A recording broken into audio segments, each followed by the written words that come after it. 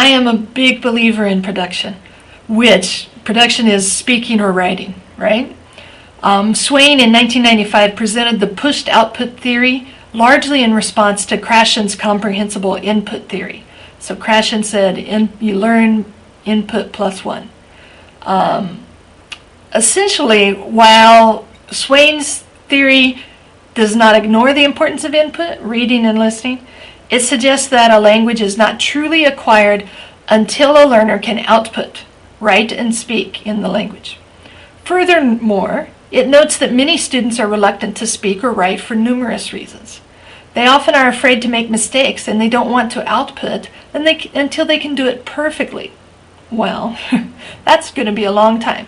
So instructors should gently persuade or push the students to speak or write in English, regardless of the quality of grammar or pronunciation. You need to have times when you ignore the grammar and pronunciation, when you just give people a chance to speak or just give them a chance to write without feeling any pressure about editing themselves.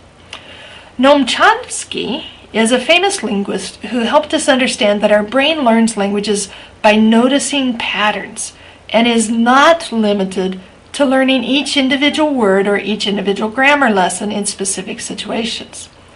Learners are able to put vocabulary together in grammatically correct and sometimes incorrect ways that they had never heard before because they recognized some pattern. For example, when I was in Japan, I learned that kawaii means cute, and oishiso means that it looks very delicious. I thought it meant very delicious, but it means looks delicious. Anyway, at the time I thought it meant looks very delicious. My brain thought it recognized a pattern and assumed that kawaiiso meant looks very cute. It turns out that the pattern was not there.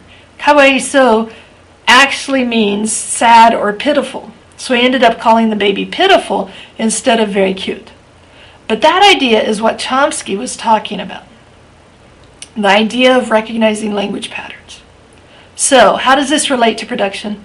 Well, I have always required students at every level of learning English to produce products on the computer because I know they have more language ability than just what they have learned in class.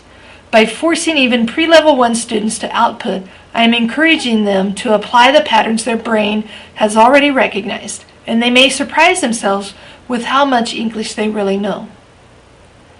One more note about production is that using Web 2.0 tools, students can now produce online to authentic audiences. One benefit is that students feel valued as human beings when they are able to share their thoughts with others. For example, YouTube does not end with the uploading of the video. After the video is available, other YouTubers can comment about the video, rate how they like it, and share it through linking or embedding.